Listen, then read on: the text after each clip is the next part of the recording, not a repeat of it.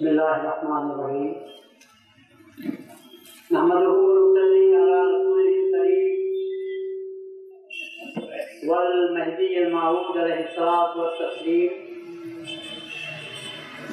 اما بعد فقد قال اللہ تبارک و تعالی فی کلامہ القدیم والفرقان العظیم اعوذ باللہ من الشیطان الرجیم بسم اللہ الرحمن الرحیم يريدون ليطفئوا نور الله بأفواههم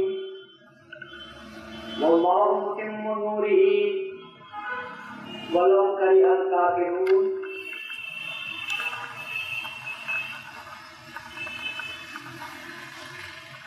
سامعین کرام، برادران ملت، عزیز نوجوانوں، عاشقین ملت مہدویہ، محترم خواتین اور پیارے بچوں، ارشاد خداوندی ہے کہ یہ لوگ یہ چاہتے ہیں کہ اللہ تعالیٰ کے نور کو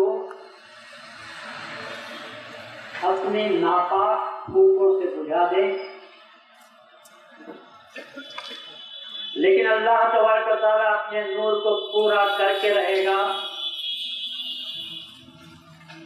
اگرچہ کافرین اس کو ناپسند کرتے ہیں۔ حضرت سے یہی رہا کیا ہے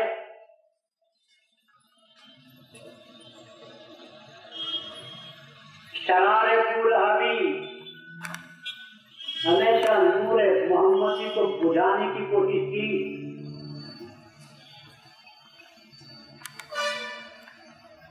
مارک آرائی اس کی چلتی رہی، لیکن دنیا نے دیکھا کہ نور محمدی کا چراغ نہ صرف جلتا رہا بلکہ اس کی لو بڑھتی رہی، اور انشاءاللہ تعالی قیامت تک وہ چراغ باقی رہے گا۔ باطل کی پھونکیں تو کیا، باطل چکھڑ بھی اسے بجھا نہ سکے گا۔ لاکھ طوفان آ جائیں، آندھیاں آ جائیں، زلزلے آ جائیں، عمارتیں گر سکتی ہیں، آدمی مر سکتے ہیں، لیکن نور ایمان ختم نہیں ہو سکتا،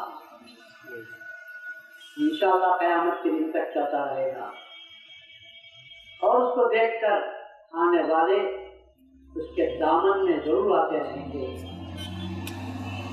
اور ہم جو کوشش کر رہے ہیں وہ لوگ جو اپنی ناپاک پھونکوں سے وہ بھی بہت دور بیٹھ کر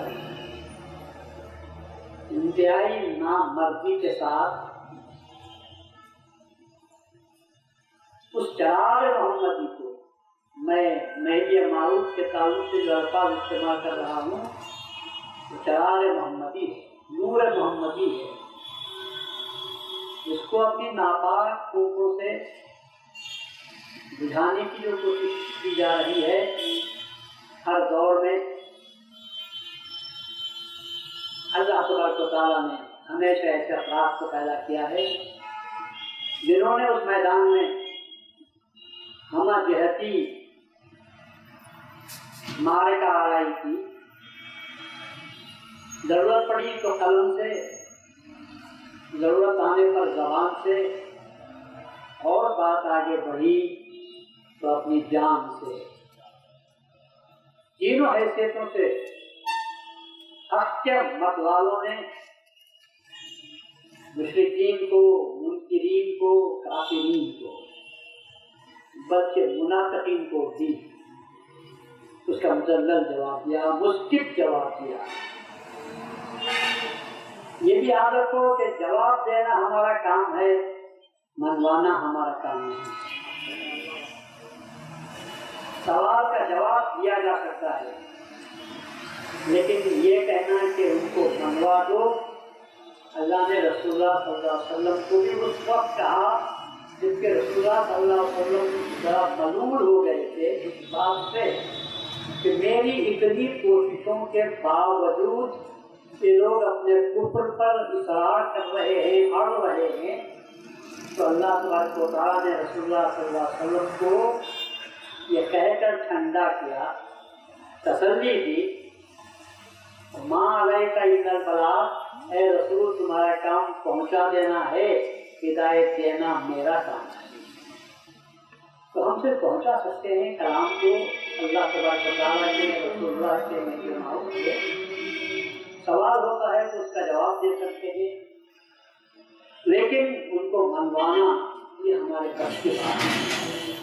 رسول اللہ صلی اللہ علیہ وسلم کو ہی نہیں، تمام پیغمبروں کو اللہ تبارک و تعالیٰ نے مشن دے کر بھیجا تھا، اور ان پیغمبروں نے بلا کر خاتمے پیغمبران رسول اللہ صلی اللہ علیہ وسلم نے جب اس کام کو بہتر طریقے پر انجام دیا، تو اس کے بعد بھی جن کے قسمت میں ایمان لکھا تھا وہی لوگ ایمان لائے، اور جن کے قسمت میں ایمان نہیں تھا وہ اس دنیا سے بے ایمان ہو کر ہی گئے۔ تو رسول اللہ صلی اللہ علیہ وسلم پر کوئی الزام آ نہیں سکتا۔ اسی طرح حضرت مہدی موعود علیہ السلام نے بھی اپنی ساری زندگی اپنی مہدیت کے تعلق سے آپ نے جو وعدہ فرمایا اللہ تبارک و تعالیٰ کے حکم سے فرمایا، آپ نے اپنی طرف سے دعویٰ نہیں فرمایا، اور وہ تمام علامتیں جو رسول اللہ صلی اللہ علیہ وسلم نے بیان کی، مہدی موعود علیہ السلام نے ایک ایک سب کے سب موجود تھی، لیکن برا ہو نقص نکالنے والوں کا، انہوں نے کچھ نہ کچھ نقص نکالنے کی کوشش کی، وہ بھی غلط طریقے سے، اور اس میں یہ بھولتے چلے گئے کہ اس کی عزت میں کون آتے ہوئے جا رہے ہیں۔ مہدی موعود علیہ السلام کے تعلق سے بہت سی بشارات ہیں، بعض ایسی بشارات بھی ہیں کہ جن کو لوگ سمجھ بھی نہیں سکتے۔ آپ کہیں گے جب بشارتوں کو سمجھ نہیں سکتے تو پھر وہ بشارتیں کیسی؟ تو میں کہتا ہوں، اور آپ کو یہ بات یاد رکھنی چاہیے کہ بشارتوں کی زبان الگ ہوا ہے، بول چال کی زبان الگ ہوتی ہے، پیشین گوئیوں کی زبان ہمیشہ الگ ہوتی ہے۔ پیشین گوئی کو سمجھنا ہر ایک کا کام نہیں ہوتا، جب پیشین گوئی پوری ہوتی ہے تب وہ علامت سمجھ میں آتی ہے کہ ہاں وہ جو کہا گیا تھا اس کا مصداق یہ ہستی ہے۔ تو میں آپ سے پوچھتا ہوں، رسول اللہ صلی اللہ علیہ وسلم کے تعلق سے انجیل میں عیسیٰ علیہ السلام نے پر جو کتاب نازل ہوئی اس میں جو بشارتیں دی گئی، میرے اس بیان کو بہت ہی دھیان سے سننے کی ضرورت ہے۔ میں کہہ رہا تھا کہ پیشین گوئیوں کی زبان بالکل ہی الگ ہوتی ہے، ہر شخص اس کو سمجھ نہیں سکتا۔ جب وہ پیشین گوئی پوری ہوتی ہے تب اس کے مصداق کو دیکھ کر وہ پیشین گوئی کے الفاظ یاد آتے ہیں، ورنہ اس وقت تک کسی کی سمجھ میں نہیں آتا۔ رسول اللہ صلی اللہ علیہ وسلم کے تعلق سے جو پیشین گوئیاں ہیں کیسی ہونی چاہیے تھی؟ بہت ہی واضح، عام، ہر شخص کی سمجھ میں آ جائے، کیونکہ وہ آخری پیغمبر، پھر اس کے بعد کوئی پیغمبر آنے والا نہیں تھا۔ اور میں آپ کے سامنے پیشین گوئی کی دو چار باتیں پیش کرتا ہوں، پھر آپ سے پوچھتا ہوں کہ کیا یہ پیشین گوئی رسول اللہ صلی اللہ علیہ وسلم پر پوری ہو سکتی ہے، پوری ہوئی ہے؟ آسمان کھلا ہوا ہے،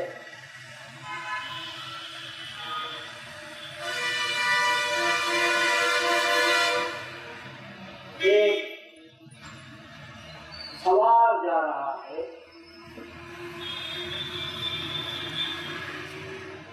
रसूलुल्लाह के जमाने में आसमान खुला था?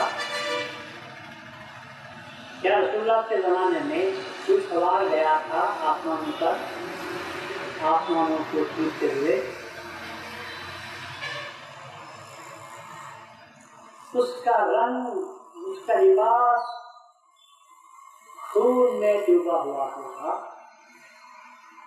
क्या रसूलुल्लाह जैसी पाक हस्ती खून में डूबा हुआ लिबास पहनकर दुनिया में आई थी?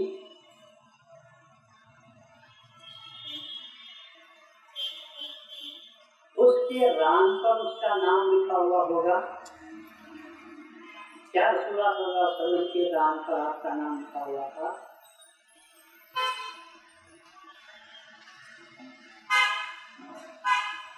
मगर खुदा भला करे उलमा का,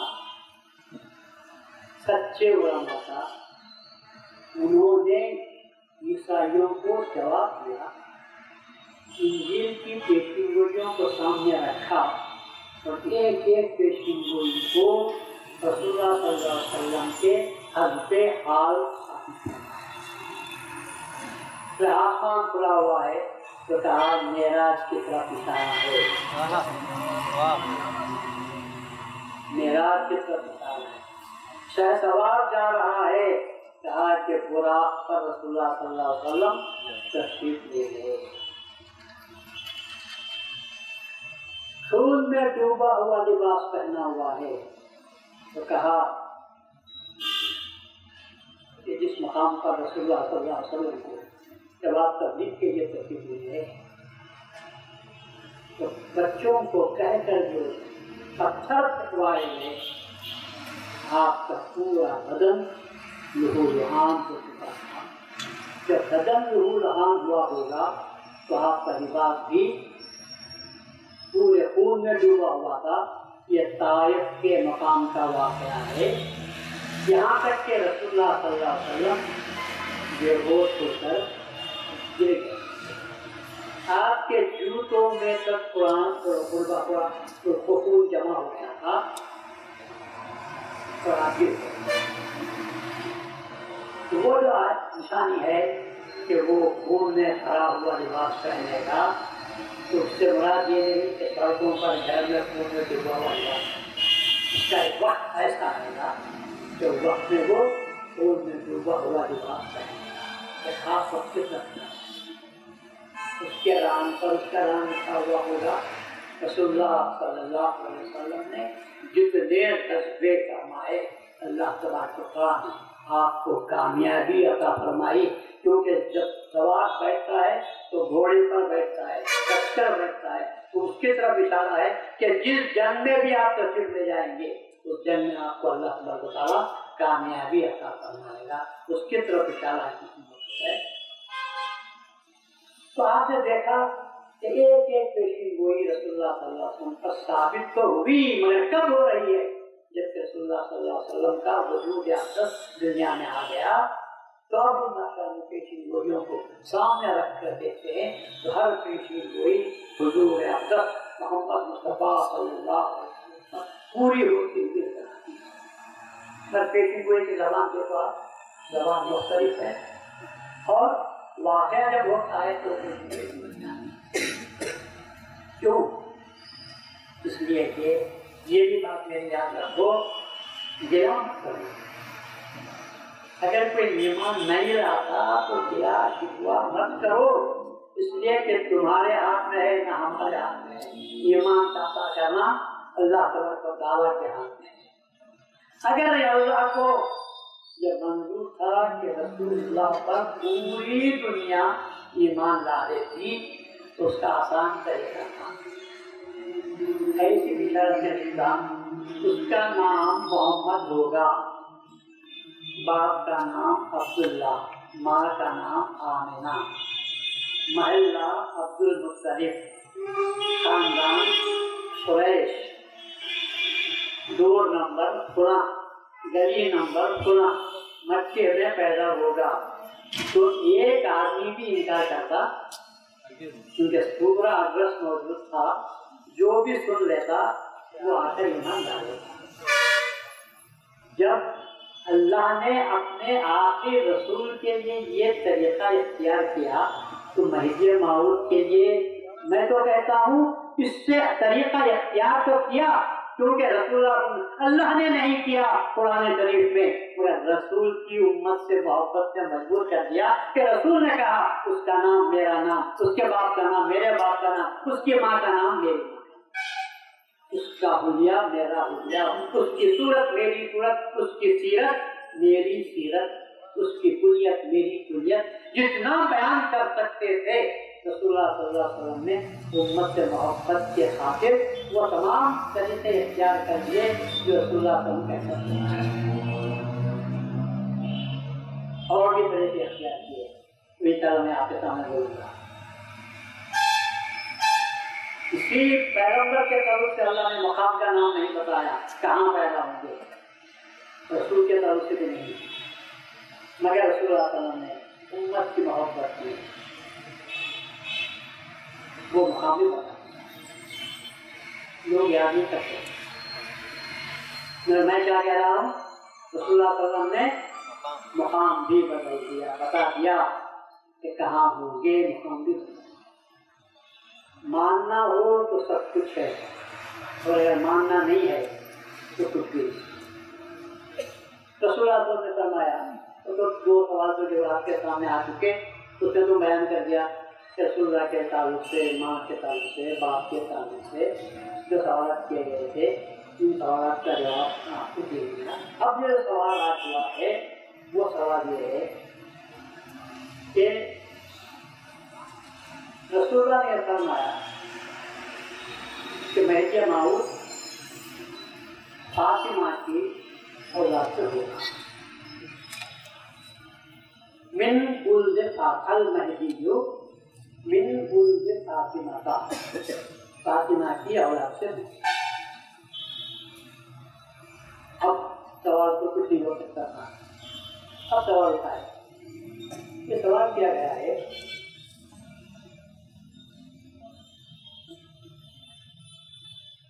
سوال یہی ہے کہ مہدی آل رسول سے ہوگا، اولاد فاطمہ سے آپ ہوں گے۔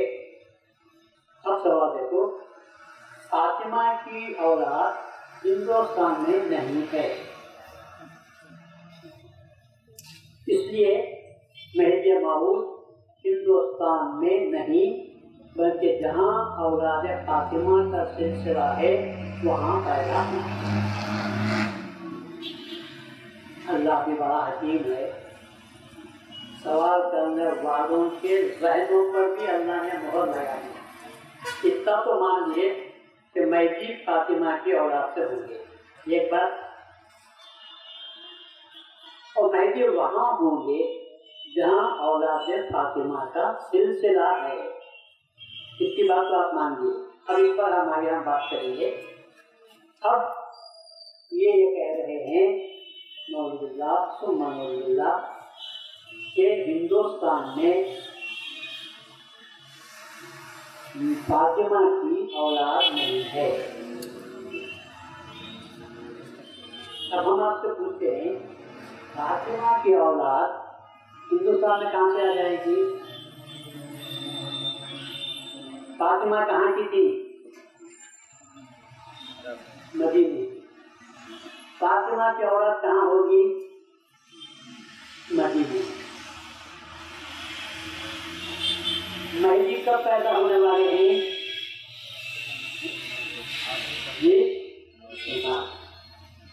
تو فاطمہ کی اولاد 800 سال تک عرب میں رہے گی، پھر اس کے بعد ان کو اولاد ہوگی تو مہدی پیدا ہوں گے۔ ہر آدمی کو یہ خبر نہیں، مجھ سے ہوگے تو مراد یہ ہے کہ میری اولاد کا سلسلہ جہاں جائے گا وہاں سے پیدا ہوں گے، یہ نہیں کہ مہدی کی اولاد فاطمہ کی اولاد سے پیدا ہوں گے۔ کس کے بچے ہوئے تھے فاطمہ کو؟ اور آپ کا سننے والے اعتراض کرنے والے کو جان لینا چاہیے کہ میں بھی فاطمہ سے کس کی اولاد ہوئی تھی؟ سب کے عام نظروں کے سامنے دو، ایک امام حسن اور امام حسین۔ اب شیعہ برادری یہ کہتی ہے کہ نہیں، اور ایک بھی تھے کہ اس کا نام محسن تھا، حسن، حسین اور ایک محسن. لیکن جب یہ ان کی بات ہے، لیکن جب بیوی فاطمہ بعد فطرت کا مطالبہ کرتے ہوئے جب گئے تھے خلیفے کے پاس، تو خلیفے نے ان کو دھکیل دیا اور وہ گر پڑی. حمل سے تھی، محسن پیدا ہونے والے تھے، اس کی وجہ سے ان کا عمل ظاہر ہو گیا. تو وہ تین کہتے ہیں. تین تو اب ہمارے سامنے جو عام کتابوں میں ہے حسن ہی اور حسین. امام حسن کیا ہوئے؟ امام حسین شہید ہو گئے. کس نے ان کو شہید کیا؟ ان کی بیوی جعدہ نامی بیوی نے ان کو زہر دیا بادشاہ کے کہنے پر. مہارانی بننے کی حوث میں امام حسن. اس کے بعد امام حسین کیا ہوئے؟ شہید ہوئے. کہاں ہوئے؟ کربلا. اب تک سوچیے آپ کہ سب سے پہلے حضرت علی رضی اللہ تعالیٰ عنہ نے مدینے کو چھوڑا. ابو بکر کی خلافت کہاں ہوئی؟ مدینے میں. عمر فاروق کی خلافت مدینے میں. حضرت عثمان غنی کی خلافت مدینے میں. یہ شہادت بھی ہوئی تو مدینے میں. مگر حضرت علی رضی اللہ تعالیٰ عنہ نے کوفے کو دارالخلافہ بنایا. مدینہ چھوڑے کوفے میں جا کر دارالخلافہ کیپٹل اسلامی مملکت کا بنایا.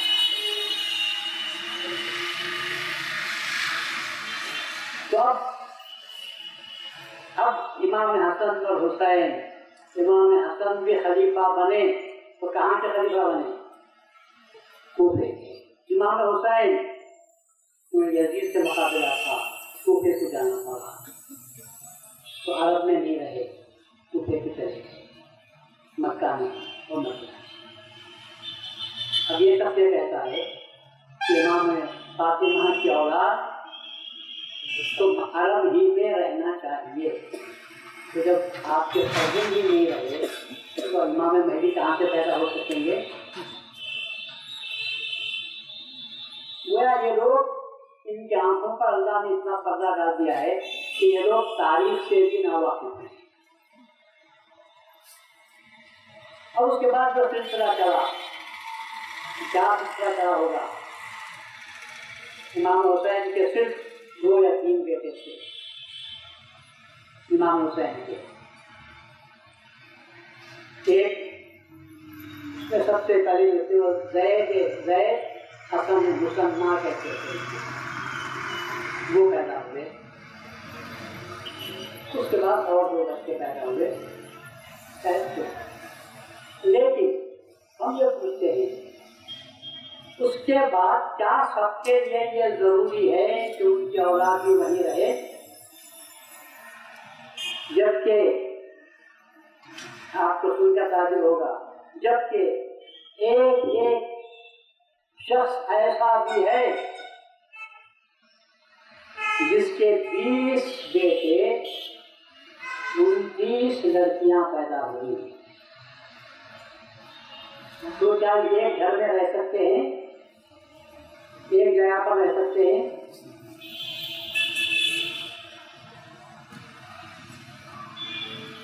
اب جو ہندوستان میں بڑے بڑے اولیاء اللہ آئے ہیں، یہ کس کی اولاد ہیں؟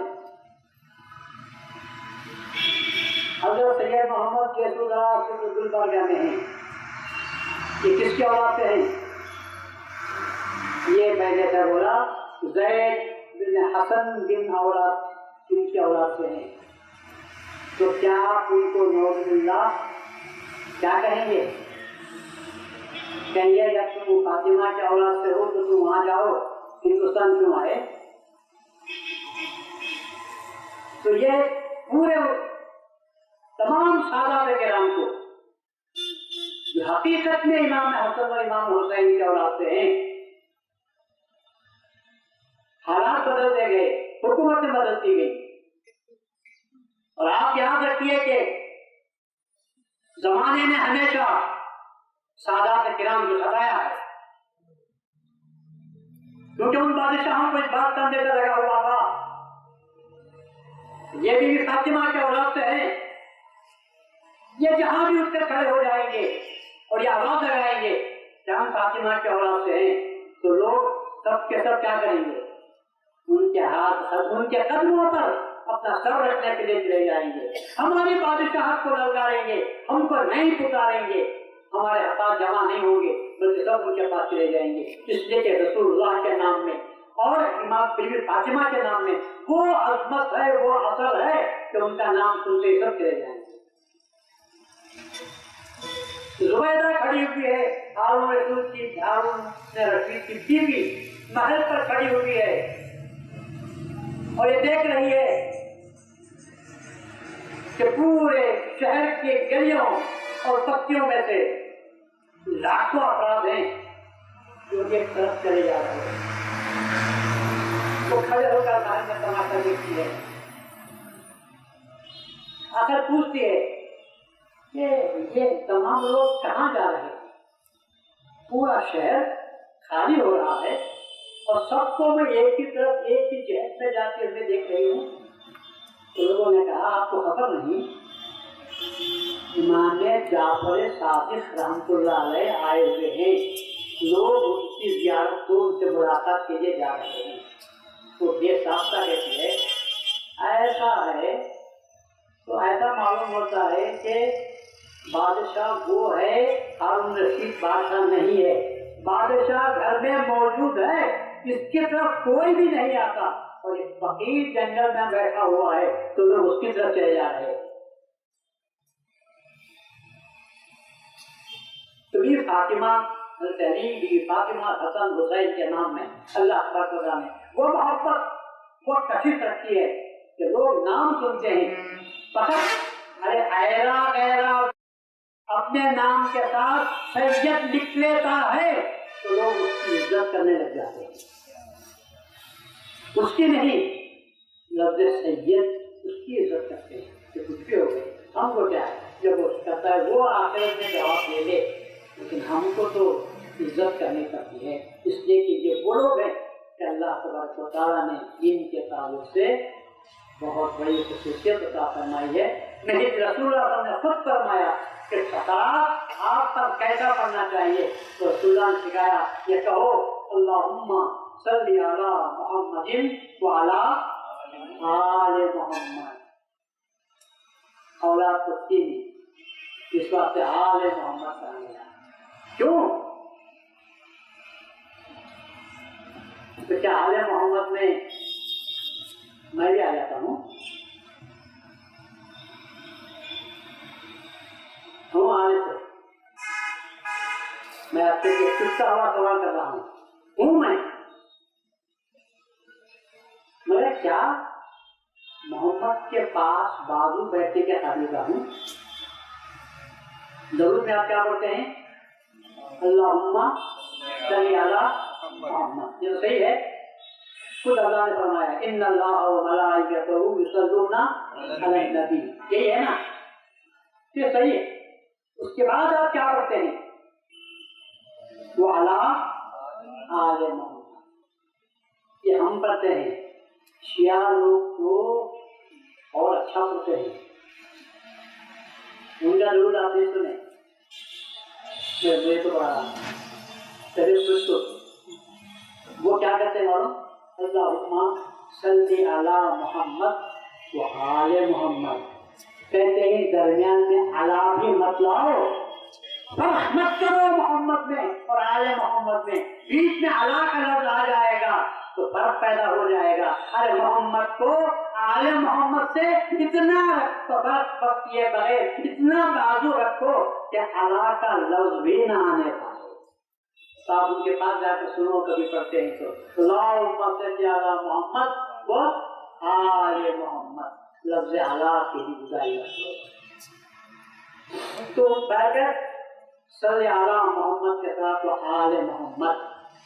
اب محمد کے ساتھ جب آل محمد آ رہا ہے اور رسول اللہ نے کہا تو میں یہ پوچھتا ہوں کہ کیا میں عالم، میں دوسروں کی بات نہیں کرتا، میں اپنے آپ کو انتہا درجے گنہگار، خطا کار، سزا کا مستحق، میں اپنے آپ کو بہت زیادہ گناہوں میں مبتلا پاتا ہوں۔ میں تو اپنے آپ سے کہتا ہوں کہ جب آل محمد کے بعد آل محمد کہا جاتا ہے، کیا محمد کی کرسی کے بازو میں بھی آل محمد بن کر بیٹھ سکتا ہوں؟ ذرہ بے مقدار کی بھی کچھ قیمت ہے، سورج کے مقابلے میں میری اتنی بھی حیثیت نہیں ہے۔ پھر جب کہتے ہیں کہ صاحب محمد تو سرکار ہے، اور اس کے بعد آل محمد، تو کیا میں اپنے آپ کو اس کا بھی سمجھ سکتا ہوں؟ رسول اللہ کا منشا بھی یہی تھا کہ نہیں، مجھ پر ہی نہیں، ایک ہستی ایسی آنے والی ہے آل محمد میں جو میرے بازو بیٹھنے والی ہے، اور وہ ہستی کون ہو سکتی ہے سوائے مہدی موعود علیہ السلام کے؟ اور کوئی نہیں ہو سکتی۔ وہ ہستی ایسی ہے، اس کا نام میرا نام، ماں کا نام میری ماں کا نام، باپ کا نام میرے باپ کا نام، اس کی صورت میری صورت، اس کی سیرت میری سیرت، اس کا حلیہ میرا حلیہ، اس کی کنیت میری کنیت۔ اب بات آگے بڑھتی کہ اس کو دیکھو تو مجھے یاد کرو، اس کو دیکھو تو مجھے یاد کرو، کب صلی علی محمد تو آل محمد۔ اب برابر بات ہو سکتی ہے۔ تو رسول اللہ صلی اللہ علیہ وسلم نے آل محمد کو زندہ کرنے کے لیے، آل محمد کی نشانی کو باقی رکھنے کے لیے رسول نے کیا کام کیا؟ رسول اللہ صلی اللہ علیہ وسلم نے ہر نماز میں اور ہر ضرور شریف میں اس ہستی کو یاد دلا دیا جو رسول اللہ صلی اللہ علیہ وسلم کے ہم مقام ہو سکتے ہیں۔ کیا طریقہ ہے یاد رکھنے کا؟ کیا اونچا طریقہ اختیار کیا؟ جب بھی مسلمان التحیات کے بعد جب ضرور پڑھتا ہے تو کیا پڑھتا ہے؟ صلی اللہ علیہ وسلم۔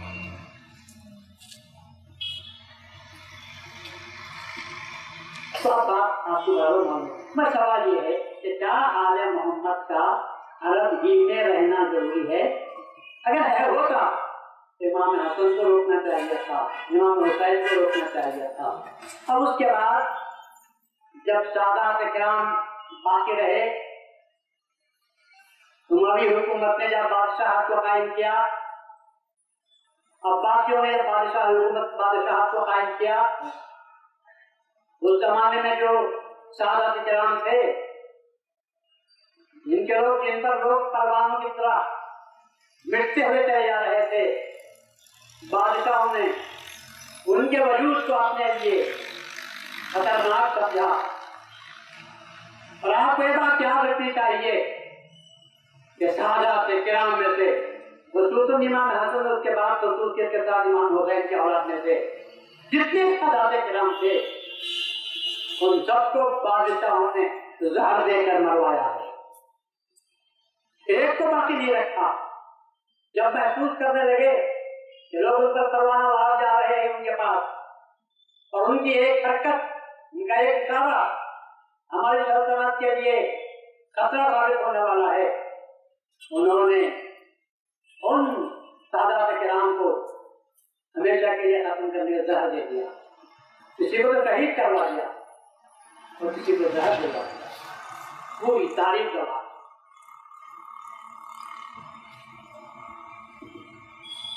پھر آپ دیکھیں گے تو خدا مطالعے کا ہندوستان میں اس وقت جتنے اولیاء اللہ ہیں وہ سب سے سادات ہیں۔ اب یہ شیطان جو کہہ رہا ہے کہ ہندوستان میں پیسے، تو ان کو تو کیا سمجھتا ہے؟ نعوذ باللہ حرام کی اولاد ہے۔ تمام سادات کرام، حضرت شیخ عبد القادر جیلانی رحمۃ اللہ علیہ، یہ حسنی ہے یا نہیں ہے؟ سید عبد القادر جیلانی شاعر جو کہتے ہیں، کیونکہ اس زمانے میں پیر و مرشد کو شاعر کے نام سے یاد کرتے، مرشد کہتے ہیں، ورنہ حقیقت میں وہ سید ہے۔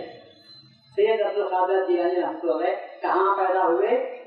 گیلان میں۔ کہاں آپ کا وصال ہوا؟ گیلان میں یا جیلان میں، وہاں ہوا، مگر مکے سے مدینے سے ہٹ کر ہوئے۔ تو کیا ان کو سادات کرام کے نام سے یاد نہیں کیا جائے گا؟ ان کے خسر خود کہ ان کے نانا ان کی جو بچی تھی کہ مطلب حضرت ان کے والد قاضی تھے، ایک سیب ندی میں بہتا ہوا آ رہا تھا، تو شیخ عبدالقادر جیلانی کے والد سیب اٹھا کر کھا لیے۔ پھر خیال آیا یہ ناحق بغیر اجازت سے میں نے کھا لیا، یہ میرے جائز نہیں ہے۔ یہ بات کس میں پیدا ہوتی ہے؟ سادات کرام ہی میں یہ بات پیدا ہو سکتی ہے۔ انہوں نے کہا کہ نہیں جائز نہیں ہے میرے، صرف ڈھونڈتے ہوئے گئے پانی جہاں سے آ رہا تھا، جاتے جاتے ایک باغ ملا تو یہاں اسی کا ہوگا۔ پھر اس کے بعد باغ میں گئے، پوچھا کہ اس کا مالک کون ہے، تمہارے سامنے آیا، اس نے کہا بھائی آج پھر وہاں کا ہوا تھا دور کا گاؤں میں ایک آیا تم سے کھا لیا، میں آپ احساس ہو رہا ہے کہ نہیں کھانا چاہیے تھا، میں آپ کے پاس آیا ہوں، میری آپ کا ہے کہ تم مجھے اللہ معاف کرنا۔ انہوں نے کہا کہ صاحب میں معاف تو کرتا ہوں مگر اس کی ایک شرط ہے۔ وہ کیا شرط ہے؟ کہا میری ایک لڑکی ہے،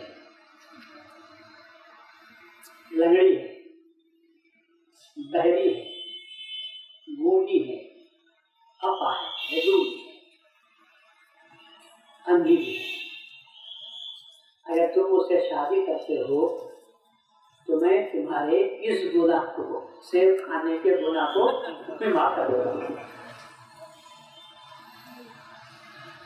میں نے سوچا زندگی تو بدل کر دیتا ہوں، میں خدا کے پاس جواب دہی میرے لیے مشکل ہو جائے۔ میں نے کہا منظور، میں خدا سے بچنا چاہتا ہوں، یہ اگر زندگی ملتی ہے تو میں قبول کر لیتا ہوں۔ شادی اسی وقت شادی ہوگی، اور رات میں جب میاں پہنچے بیوی کے پاس تو چاند کا ٹکڑا، روشن، خوبصورت، بہترین ہاتھ، بہترین پاؤں، زبان سیدھی، ہاتھ ایسے پیارے، کانوں سے سننے والے، پریشان ہو گئے کہ مجھے دھوکہ ہو گیا، کیا ہر جگہ پر آ گیا۔ اس سے جب باپ آئے دوسرے مجھے کیوں کیا بات ہے؟ بھائی آپ جو بولے تھے وہ شرائط اس کے اندر نہیں ہے، اس کی شرط نہیں ہے، یہ میرے لیے کیسے جائز ہو سکتا ہے؟ انہوں نے کہا کہ آپ نے سمجھا نہیں، گونگے سے مراد یہ ہے کہ ناحق نہیں بولتی، جب بھی بات کرے گی حق بولے گی۔ بہری سے مراد یہ ہے کہ ناحق ایک جملہ اس نے نہ سنا اور نہ سننے کے لیے تیار ہے۔ وہ اندھی سے مراد یہ ہے کہ ناحق کو اس نے نہیں دیکھا، صرف حق کو دیکھا اور ناحق کو کبھی نہیں دیکھی۔ اور لنگڑی سے مراد یہ ہے کہ گھر کے باہر اس نے قدم نہیں رکھا۔ میں پوچھتا ہوں، ایک عام آدمی کی نشانیوں کو آدمی سمجھ نہیں سکے تو خدا کی نشانیوں کو لوگ کیا سمجھ سکیں گے؟ میں نے کہا یہ میرے شاعر تھے، تو ان کے بطن سے شیخ عبدالقادر جیلانی رحمۃ اللہ علیہ پیدا ہوئے۔ اب بتاؤ جس ماں نے اس قدر احساس، اس قدر پاکیزہ احتیاط کے ساتھ، پاکیزگی کے ساتھ اس کے باپ نے اس کی تربیت کی ہوگی اور وہ بھی، تو ان کی اولاد سے شیخ عبدالقادر جیلانی رحمۃ اللہ علیہ پیدا ہوئے ہیں، کوئی باہر ہے۔ تو کیا ہم ان کو کہہ سکتے ہیں کہ تم نہیں ہو سکتے؟ کس کس کو تو آپ برا بھلا بولیں گے؟ سادات کرام سے آپ کس کس کو ہٹائیں گے، نکالیں گے؟ اور وہ بھی تو ولی ہیں اور اپنے زمانے کے کامل ولی کہلاتے ہیں۔ آپ کی ولادت سن 471 ہجری میں ہوئی ہے، آپ کی عمر 91 سال آپ کی ہے اور 562 ہجری میں آپ کا وصال ہوا ہے۔ اس کے بعد امام حسین کے اولاد میں آپ جانتے ہیں امام زین العابدین، امام زین العابدین نام کا علی، کثرت عبادت کی وجہ سے حضرت کو زین العابدین کے نام سے پکارتے تھے۔ سجاد بھی آپ کا لقب تھا، اس لیے کہ آپ سجدے زیادہ کرتے تھے اور کثرت سے نمازیں پڑھا کرتے تھے، سجاد بھی آپ کا لقب تھا۔ آپ کی نسل میں فرزندوں میں 6 فرزند ہوئے ہیں۔ امام باقر، عبداللہ باہر، زید شہید۔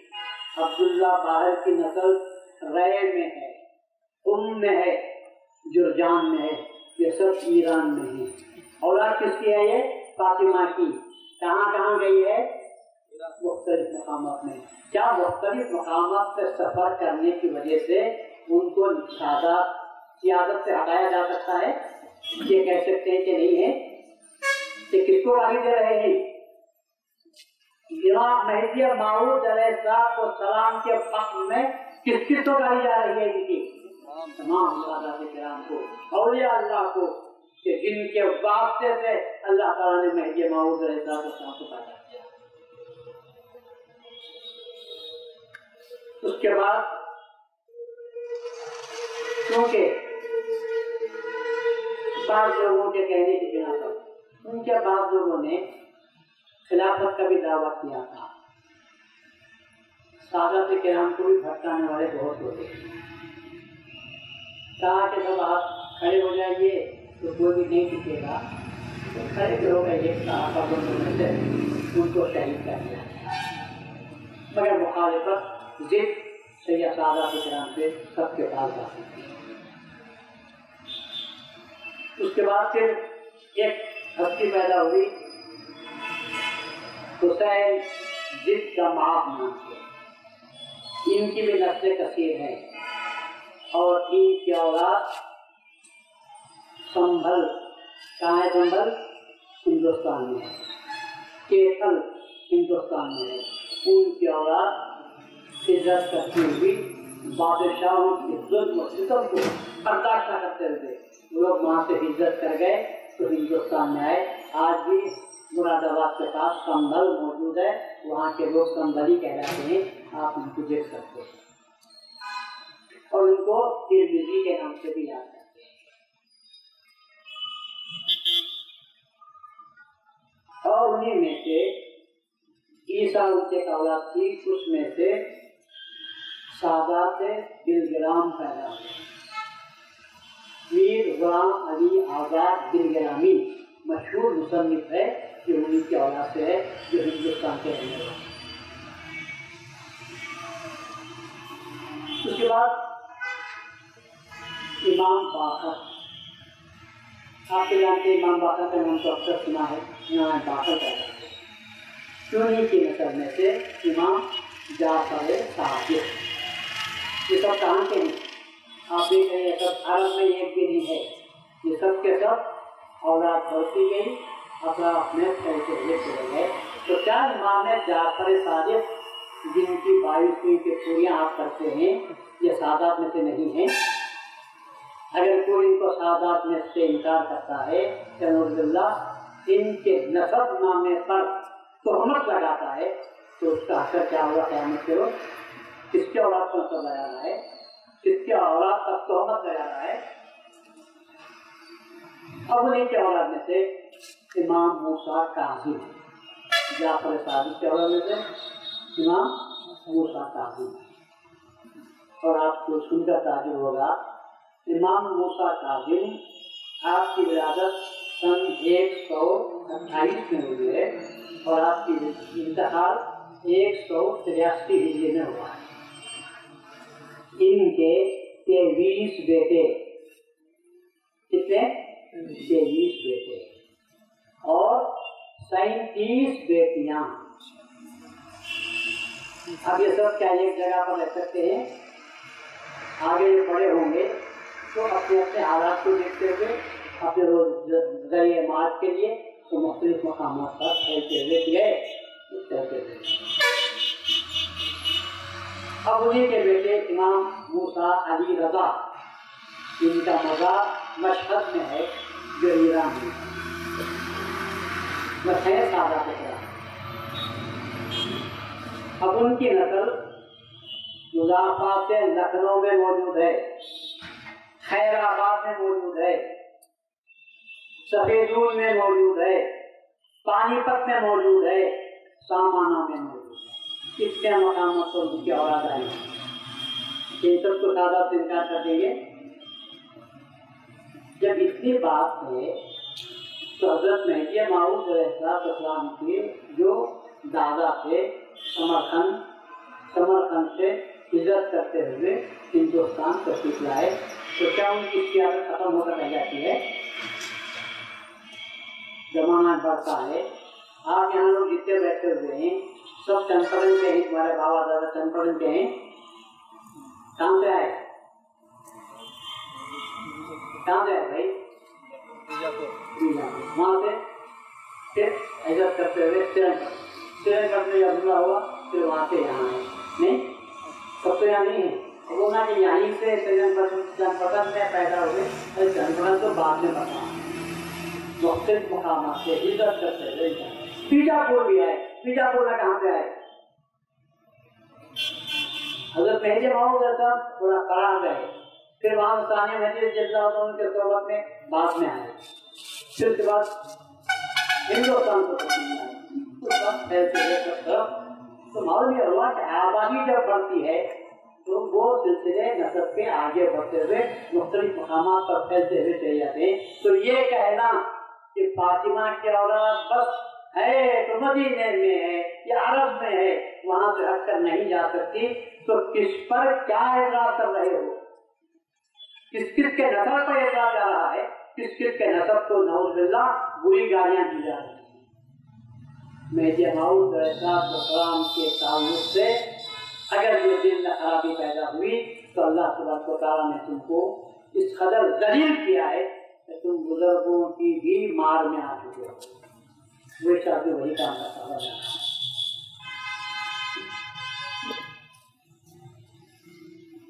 ہے۔ اس کے بعد اب سوال یہ ہے کہ ہند میں کیسا پیدا ہو گیا؟ اصل اس کا اعتراض یہ بھی ہے کہ ہند میں کیسا پیدا، وہ یہ سمجھتا ہے کہ ہند جو ہے یہ ہندوؤں کی وجہ سے ہے، ایسا نہیں ہے۔ رسول اللہ صلی اللہ علیہ وسلم کی زوجہ محترمہ ہمارے سب کی ماں کا نام کیا ہے؟ پہلی بیوی آپ کی خدیجہ الکبریٰ، شاید کام ہے۔ خدیجہ الکبریٰ سے خدیجہ الکبریٰ نے پہلا نکاح کہاں ہوا تھا؟ 40 سال کی عمر میں رسول اللہ نے شادی کی، آپ کی 40 سال، رسول اللہ کے 25 سال۔ اس کے پہلے بیوی خدیجہ کا نکاح 2 آدمیوں سے ہو چکا تھا، ان سے بچے بھی پیدا ہو سکتے تھے۔ ابو حالہ ایک ان کے شوہر کا نام ہے، ان سے 3 بچے پیدا ہوئے، اس میں ایک بچے کا نام ہند، کیا ہے؟ ہند۔ کس کا نام بولو ہے؟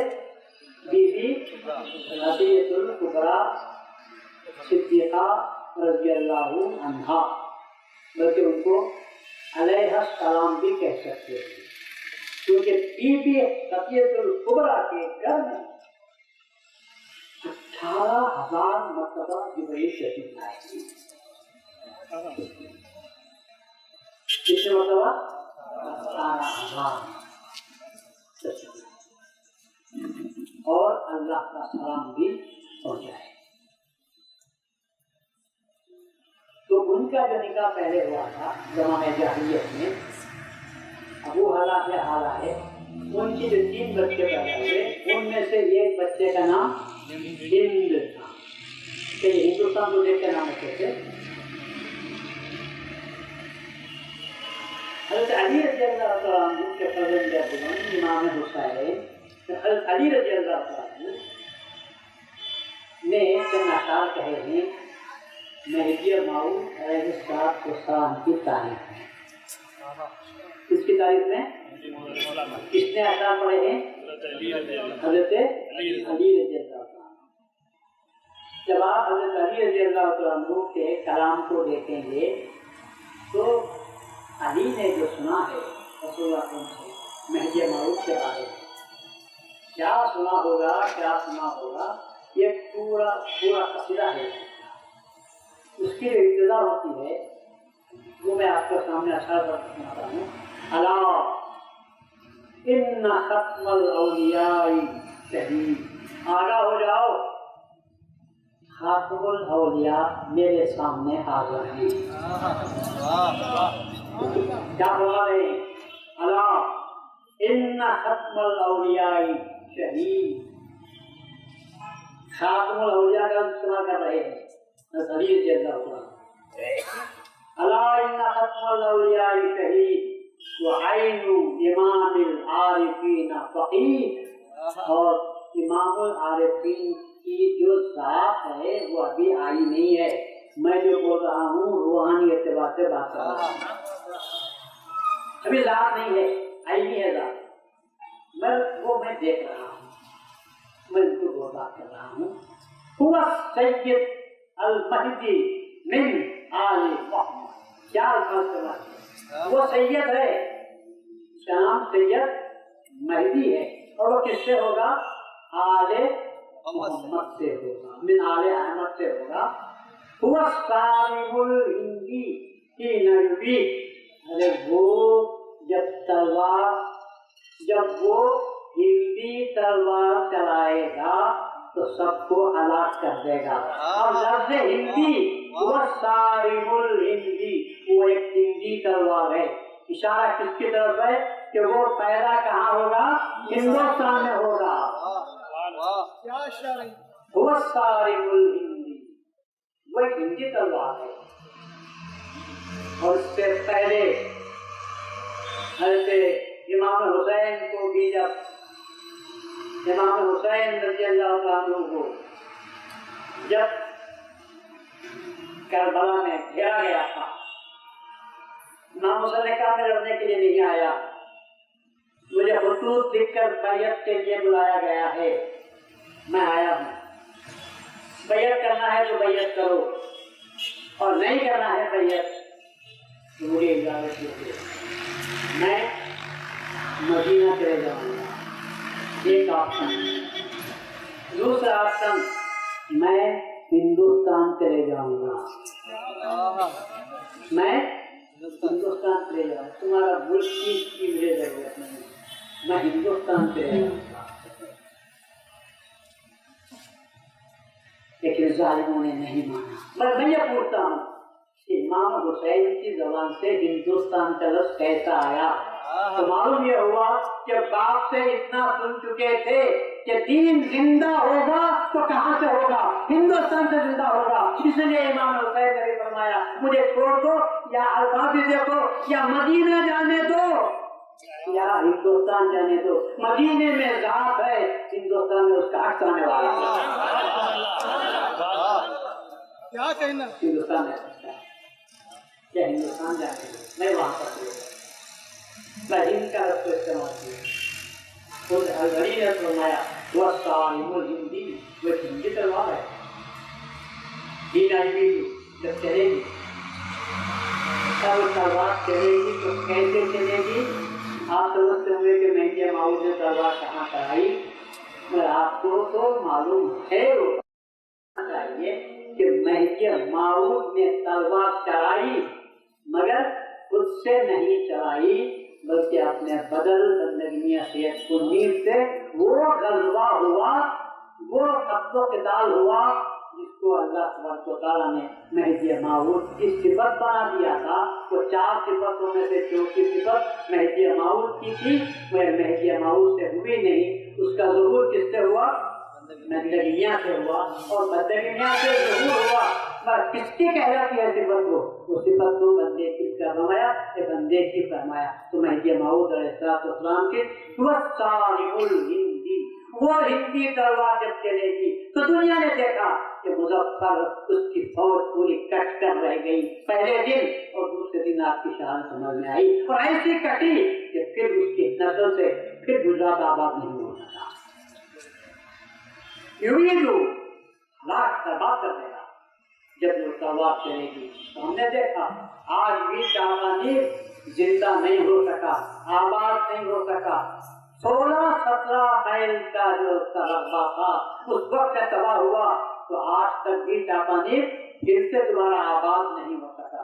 ہندو انگریزوں نے، اس بات کے ہندوؤں نے بہت کوشش کی کہ وہ آباد ہو جائے، لیکن وہ آباد آج تک بھی نہیں ہو سکا۔ کیا تلوار ہندی چلی ہوگی تو سب کو تباہ و تارا کر دیا۔ اسی کو کہتے ہیں حضرت امام حضرت علی جب وہ کیا تھا، ہندی تلوار ہے، جب چلے گی تو سب کو ہلاک کر کے رکھے۔ تو آپ کو معلوم ہوا کہ ہندی کا لفظ کس نے استعمال کیا ہے؟ حضرت علی رضی اللہ عنہ نے بھی ہندوستان کو یاد بھی کیا اور اپنے اشعار میں بھی مہدی موعود کی تعریف کی، اس کے ساتھ ساتھ ہندوستان کا لفظ بھی آپ نے استعمال کیا۔ اس کے بعد پھر ہم دیکھتے ہیں تو رسول اللہ نے بھی ہندوستان کو یاد کیا ہے۔ کس نے یاد کیا؟ رسول اللہ صلی اللہ علیہ وسلم نے بھی اس کو یاد کیا ہے؟ ہندوستان کو یاد کیا ہے۔ آپ سے بیان کیا یاد کیا ہے؟ دو وقت یاد کیا ہے۔ تو آپ کو معلوم ہوگا کہ رسول اللہ صلی اللہ علیہ وسلم کے ذہن میں بھی ہندوستان ہے۔ ہاں، اور کیسے وقت یاد کیا ہے؟ خالی یاد نہیں کیا بلکہ بتا دیا کہ مہدی موعود علیہ السلام کہاں پیدا ہونے والے ہیں؟ ہندوستان میں پیدا ہونے والے ہیں۔ چنانچہ آپ سنے ہوں گے رسول اللہ صلی اللہ علیہ وسلم نے 2 مرتبہ یاد کیا ہے۔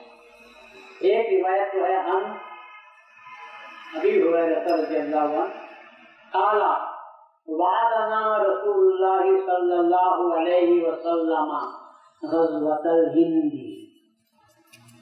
رسول اللہ صلی اللہ علیہ وسلم نے ہم سے ہندوستان کے ایک غزوے کا وعدہ فرمایا ہے۔ کیا رسول اللہ کا وعدہ جھوٹا ہو سکتا ہے؟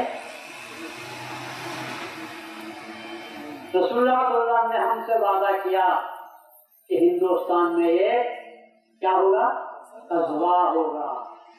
آپ جانتے ہیں کہ غزوے کی تاریخ کیا ہے؟ یہ فرماتے کون ہیں؟ روایت کس کی ہے؟ حضرت ابو ہریرہ کی روایت ہے۔ تو رسول اللہ نے ابو ہریرہ کے سامنے اس غزوے ہند کی کیا تعریف فرمائی ہوگی کہ ابو ہریرہ کے الفاظ ہیں فَإِنْ أَدْرَكْتُهَا مُنْفِقْ فِيهِ مَاهِي، کہ اگر میں اس کو پالوں تو میں اس میں اپنی نفسی جان کو قربان کر دوں گا اور میرا مال بھی قربان کر دوں گا۔ فَإِنْ أُقْتَلْ كُنْتُ مِنْ أَفْضَلِ الشُّهَدَاءِ، اگر میں اس جنگ میں مارا جاؤں، قتل کر دیا جاؤں تو میرا شمار افضل شہداء میں ہوگا۔ وہی ارجے، اور اگر میں شہید نہیں ہوا بلکہ زندہ واپس ہو گیا تو انا ابو ہریرہ المحدث، تو میں وہ ابو ہریرہ ہوں جسے وہ شخص کی آگ سے ہمیشہ کے لیے آزاد کر دیا گیا۔ تو رسول اللہ صلی اللہ علیہ وسلم نے کس کا ذکر کیا ہے؟ ہند کا غزوہ ہونے والا ہے، اور جو غزوہ ہوگا اس کی شان یہ ہے ابو ہریرہ کے پاس کہ وہ تمنا کرتے ہیں کہ اگر میں شہید ہو جاؤں تو بھی جان مال سب دے دوں گا، شہید ہو جاؤں گا تو افضل شہداء ہوں گا، اور بچ جاؤں گا تو دوزخ کے ہاتھ سے ہمیشہ کے لیے بچ جاؤں گا۔ میں یہ پوچھتا ہوں کیا ابو ہریرہ نے رسول اللہ صلی اللہ علیہ وسلم کے ساتھ جنگ نہیں کی تھی؟ کیا ابو ہریرہ کے لیے جنگ نئی بات تھی؟ کتنے غزووں میں شریک ہوئے ہوں گے، وہ بھی کس کے ساتھ؟ رسول اللہ صلی اللہ علیہ وسلم کے ساتھ۔ جو ہستی رسول اللہ صلی اللہ علیہ وسلم کے ساتھ جنگوں میں حصہ لی ہوگی، کیا اس کو جنگ نئی بات ہے؟ لیکن اس کی بھی یہ تمنا ہے، حضرت کی بھی یہ تمنا ہے، اگر میں اس میں کیا شان رسول اللہ نے بیان کی ہوگی کہ ابو ہریرہ کہتے ہیں اگر میں اس جنگ کو پالوں تو میں اپنی جان اور مال کو اس میں قربان کر دوں گا۔ اور میں شہید ہو جاؤں گا تو افضل شہداء ہوگی، میں نشان افضل شہداء کی ہوگی۔ کیا شہیدوں میں آپ نہیں تھے؟ شہیدوں کو آپ نے نہیں دیکھا ہوگا؟ میں شان فرما، اور اگر میں بچ گیا تو میرا شمار ان میں ہوگا جن کو اللہ تعالیٰ نے ہمیشہ ہمیشہ کے لیے دوزخ سے، آگ سے محفوظ کر دیا ہے، آزاد کر دیا ہے۔ کیوں؟ مہدی موعود نے ابھی جو آیتیں پڑھی اس میں صاف موجود ہے، خاص کرنے کو کیا ہے کہ جو شخص مہدی موعود علیہ السلام پر ایمان لاتا ہے تو اس کو ایک صاحب ایمان کہتے ہیں۔ وَمَن يَكْفُرْ بِهِ مِنَ الْأَحْزَابِ، اور مختلف فرقوں میں سے جو کوئی اس کا انکار کرے گا کیا ہوگا؟ فَالنَّارُ مَوْعِدُهُ، تو دوزخ اس کا ٹھکانہ ہوگا۔ اندازہ لگاؤ، اس آیت کو سامنے رکھو اور ابو ہریرہ کے الفاظ کو سامنے رکھو تو پتا چلے گا کہ رسول اللہ کے بعد اگر کوئی ہستی ایسی ہے کہ جس پر ایمان لانے کے بعد دوزخ کی آگ پر ہمیشہ کے لیے حرام ہو جائے گی، وہ کون ہستی ہو سکتی ہے؟ سوائے مہدی موعود علیہ السلام کے اور کوئی ہستی نہیں۔ تو یہاں بھی غزوہ ہند کے الفاظ کس کے جواب سے نکلے ہیں؟ یہ رسول اللہ نے فرمایا کہ ہندوستان میں غزوہ ہونے والا ہے، اور اس سے کیا ثابت ہو رہا ہے؟ اس سے ثابت ہو رہا ہے غزوہ ہندوستان میں ہوگا تو مہدی کی بعثت بھی ہندوستان میں ہونے والی ہے، کیونکہ غزوہ کب ہوتا ہے؟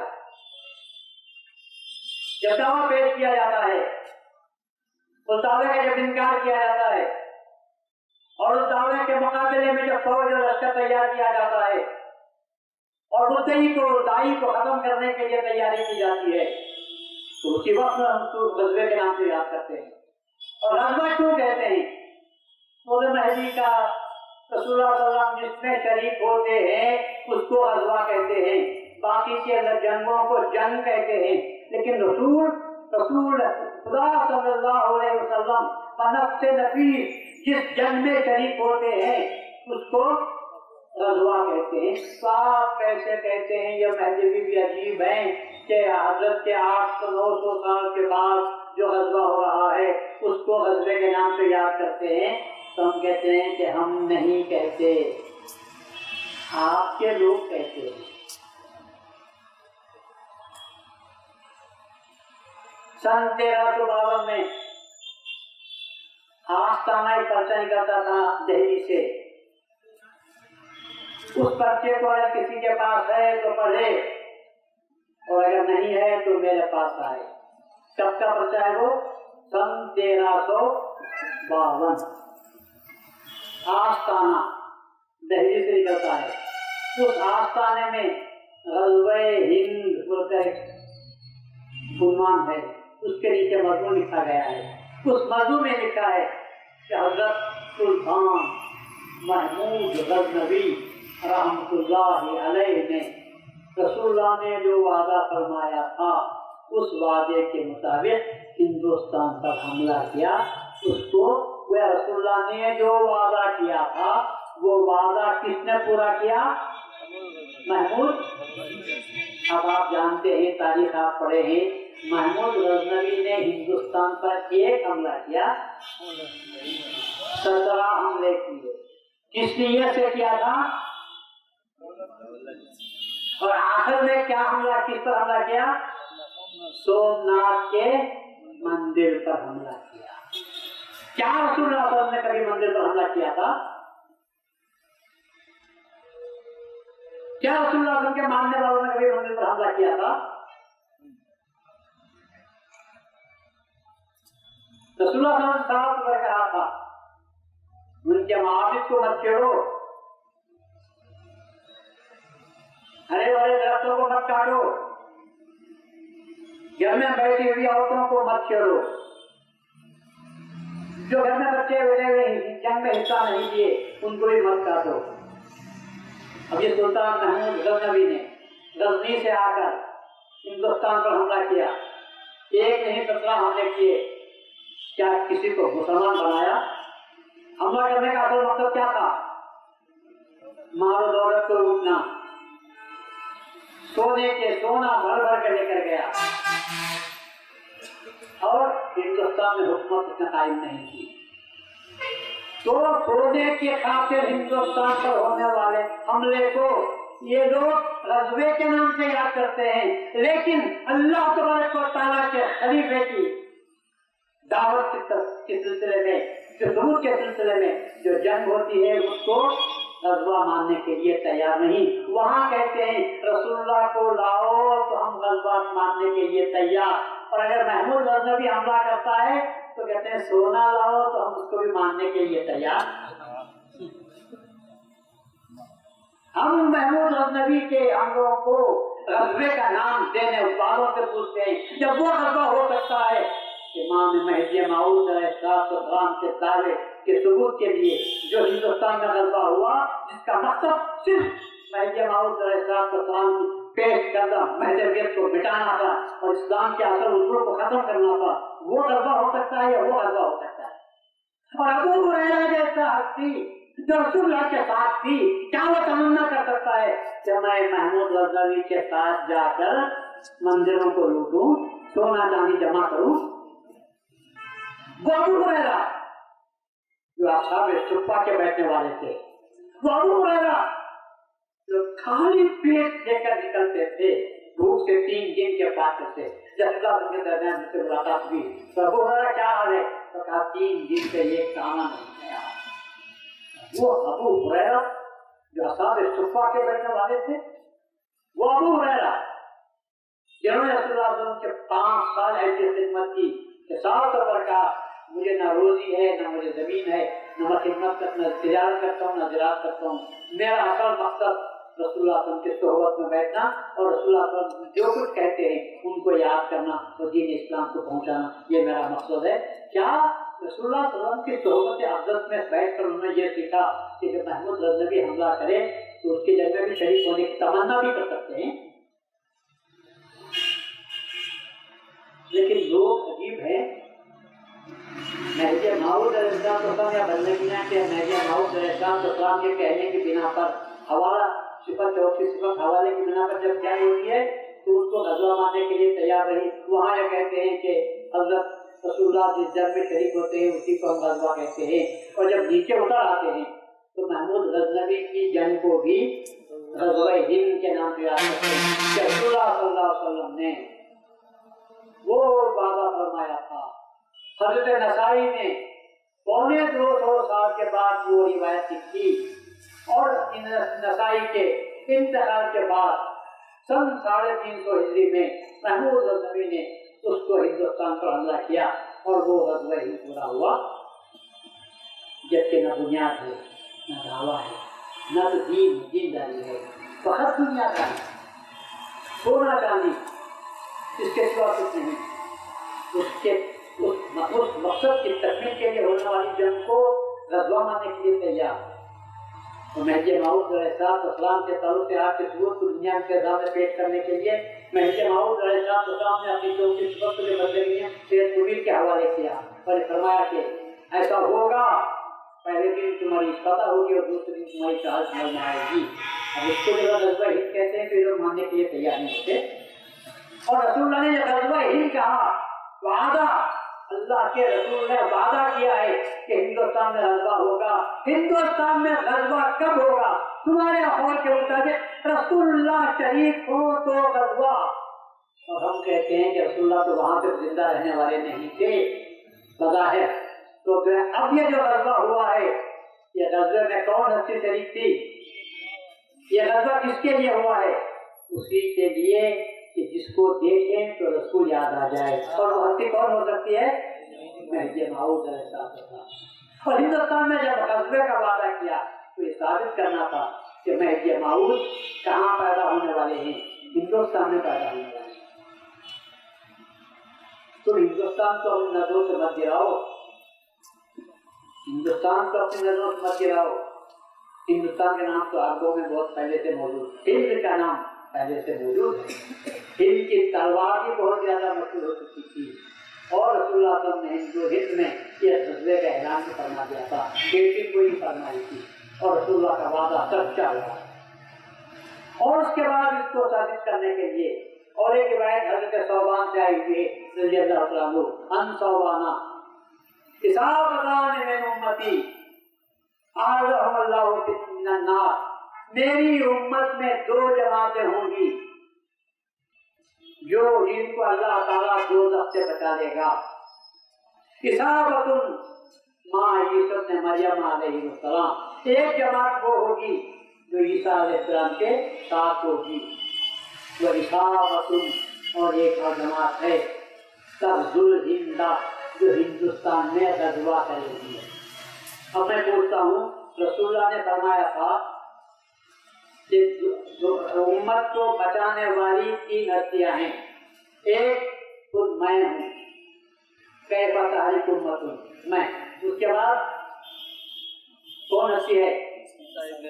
عیسیٰ ابن مریم، اس کے بعد مہدی موعود، اور یہ بیچ میں رہیں گے۔ کئی روایت میں آیا ہے کہ عیسیٰ علیہ السلام بھی بعد میں آخر میں پر مہدی بھی رہیں گے۔ تو بچانے والے یہاں جو الفاظ ہے حرم لهم اللہ، دونوں جماعتوں کو اللہ تعالیٰ دوزخ کی آگ سے آزاد کر دے گا۔ اور ایک روایت میں ہے احرزهم اللہ، اور اللہ تعالیٰ ان دونوں جماعتوں کو دوزخ سے آزاد کر دے گا، بچا لے گا۔ تو معلوم ہوا کہ رسول اللہ صلی اللہ علیہ وسلم نے جو دو جماعتوں کا ذکر کیا، ایک جماعت تکون مع عیسیٰ اور ایک جماعت تغزو الہند، معلوم یہ ہوا کہ ایک جماعت کا سردار تو عیسیٰ ابن مریم ہے، اب دوسری جماعت کا سردار کون ہونا چاہیے؟ حدیث بتاتی ہے کہ جماعت کا سردار وہ ہوگا جو رسول اللہ کے قائم مقام ہوگا اور عیسیٰ علیہ السلام کے بعد ہوگا، اور عیسیٰ علیہ السلام کے مقام کے ساتھ، اور یہ مقام یہ رکھنے والی ہستی کون سی ہو سکتی ہے؟ حضرت مہدی موعود علیہ السلام کی۔ تو ہندوستان میں جو غزوہ ہوگا وہ غزوہ مہدی موعود علیہ السلام کے ثبوت کے طور پر ہوگا، کیونکہ اخراج، ہجرت، اضافی سبیل یہ سب ہوا۔ آخری جو بات تھی سب کو کے ساتھ تھی تو تغزو الہند، اس روایت سے بھی معلوم ہوتا ہے کہ ہندوستان کا لفظ رسول اللہ صلی اللہ علیہ وسلم کی زبان پر اس لیے آیا کہ حقیقت میں یہ لفظ وہ تھا کہ جس کے مہدی موعود علیہ السلام پیدا ہونے والے تھے۔ تب ان کو یہ جواب کہ ہندوستان میں کہاں سے آئے، تو ہمیں کہتے ہیں کہاں سے آئے پوچھنا ہے تو جا کر پوچھو رسول اللہ صلی اللہ علیہ وسلم سے کہ آپ نے ہندوستان کو یاد کیا، کئی مقام پر یاد کیا، آپ نے یاد کیا، علی نے یاد کیا، اور پھر رسول اللہ صلی اللہ علیہ وسلم نے ایک غزوے کا بھی ہندوستان میں ذکر کیا ہے، اور وہ اس شان سے ذکر کیا ہے کہ میں عیسیٰ علیہ السلام کے ساتھ کی جماعت بھی بچی رہے گی ہمیشہ کے لیے، اور مہدی موعود کے ساتھ جو جنگ ہوگی اس کے واسطے بھی اللہ کے رسول نے یہ فرمایا کہ ان کو بھی اللہ تعالیٰ نے دوزخ کے آگ سے ہمیشہ کے لیے محفوظ فرما لیا ہے۔ تو اس سے معلوم یہ ہوا کہ خامخواہ ان تمام سادات کرام کو جو دنیا کے ہر حصے میں پھیلے ہوئے ہیں کہ تبلیغ مسلمانوں کے لیے اہم ترین چیز تھی، تو جس طرح صحابہ کرام مدرسہ سے بھی صحابہ کرام آئے ہوئے ہیں، ان کی خبر وہاں موجود ہے، کیرلا میں بھی آئے ہوئے ہیں وہاں بھی خبر موجود ہے، گجرات میں بھی آئے ہوئے ہیں وہاں بھی ان کی خبر موجود ہے۔ تو جب دوسرے لوگ تبلیغ کے خاطر ہندوستان میں پھیل سکتے ہیں تو کیا سادات کرام اپنے اللہ تبارک و تعالیٰ کی خوشنودی اور اپنے دین کی اشاعت کے لیے سادات کرام نہیں گئے ہوں گے؟ سب سے زیادہ تو سادات کرام تشریف لے گئے ہیں، چنانچہ ہم دیکھتے ہیں امام حسین سے لے کر امام حسن عسکری تک بھی ہم دیکھتے ہیں۔ اب ان کی اولاد جہاں جہاں رہی وہاں سے پھٹتی گئی، ہزاروں خاندان پیدا ہوتے گئے، جیسے جیسے سہولت ہوئی لوگ گئے، بچے بسے وہاں پر، ضرورت ہوئی کہ ایک مسجد کی ضرورت ہے تو آپ ان لوگوں کو لے کر گئے اور وہاں پر بستے چلے گئے۔ اس طرح رسول اللہ صلی اللہ علیہ وسلم کی سادات کرام کا نسب کے صدی سلسلہ مختلف جگہ پر پھیلتا گیا، اور ان کے ماننے والے مریدوں نے ان کو لے جا کر خدمت کی، ان کی جگہ پر رکھا، اور پھر ان کی اولاد ہوئی، جب اولاد بڑی ہوئی اور ان کے مرید آگے بڑھ گئے تو انہوں نے بلا کر سامنے رکھ لیا۔ تو کئی ایسے واقعات ہوتے ہیں کہ لوگ نئی جگہ پر جا کر بستے ہیں تو سوچتے ہیں کہ یہاں پر ایک مسجد ہونی چاہیے۔ بنگلور میں حال تک کچھ بھی نہیں تھا، اور آپ دیکھتے ہیں کہ آپ اللہ کے فضل سے 3 مسجدیں تو اللہ کے فضل سے ہو گئی ہیں کہ سب نگر دلی میں وہاں کے لوگوں نے کوشش کیا، کام کیا، اس بعد میں وہ خلاص پاجے کا ہے وہاں پر بھی ایک مسجد بن گئی ہے اور نیا نرڈی میں ایک مسجد بن گئی. تو کہاں کوئی وجود آج سے 100 سال پہلے کوئی وجود نہیں تھا. اب اس بعد میں بنے تو لوگ جو ہے وہاں پر بھی چلے جاتے گئے اور اللہ پر سے آباد ہوتے گئے. تو یہ کہنا کہ صرف عرب کی حد تک کہ مسلمان تعداد محفوظ رہیں گے تو غلط نظریہ ہے. دنیا بڑھتی جا رہی ہے, پھیلتی جا رہی ہے. اس کے ساتھ ساتھ سعادت کرام بھی مختلف مقامات پر پہنچے اور سمارکند سے ہجرت کرتے ہوئے حضرت مہدی موعود علیہ السلام کے اجداد ہندوستان آئے. اور پھر چونکہ وہ عالم تھے, سید سادات تھے, بادشاہوں نے ان کو بلایا, عزت کے ساتھ ان کا مقام دیا, خان کا بھی خطاب دیا, جاگیر عطا فرمائی اور ان کی دعا میں رہنے کے لیے اپنے آپ کو تیار پاتے رہے. تو اس وجہ اسی طرح حضرت مہدی موعود علیہ السلام کے والد بھی جونپور میں آئے اور حضرت مہدی موعود علیہ السلام پیدا ہوئے. تو پھر اس بعد آپ دیکھتے ہیں جونپور میں آپ کی اولاد نہیں آئی. پھر جونپور سے جو اولاد گئی تو پھر خرام مبارک آساد ہوتے گئے. پھر وہاں سے آ کر بلوڑ شریف میں آئی. بلوڑ میں یہ جو مذہبی نہیں تھا, ساری مہدی کے مقدس قدموں کا صبح کہ گجرات میں مہدویت پھیلی. پھر اس کے بعد آپ کے خلفاء آئے, مختلف مقامات پر پہنچے, گجرات پھر لہلاتا ہوا نظر آیا اور پھر ان کی اولاد آگے بڑھتی گئی.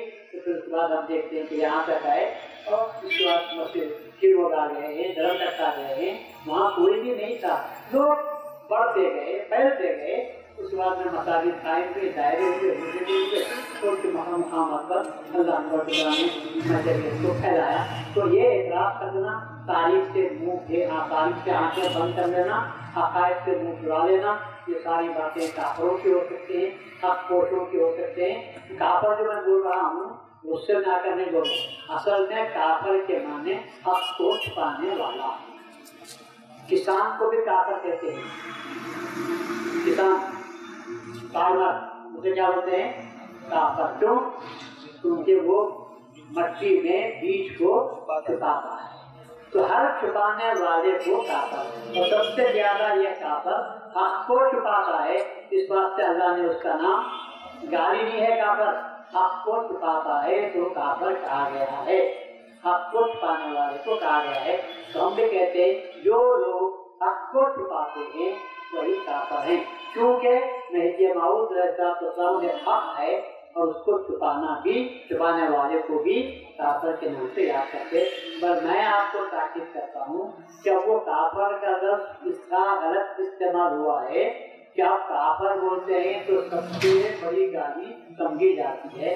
اس لیے آپ اپنے منکر کو یا منکر مہدی کو کافر نہ کہو, بلکہ اتنا کہنا چاہیے کہ اگر مانتے ہیں تو مومن ہیں اور اگر نہیں مانتے ہیں تو اللہ تعالیٰ کے پاس محفوظ ہوں گے.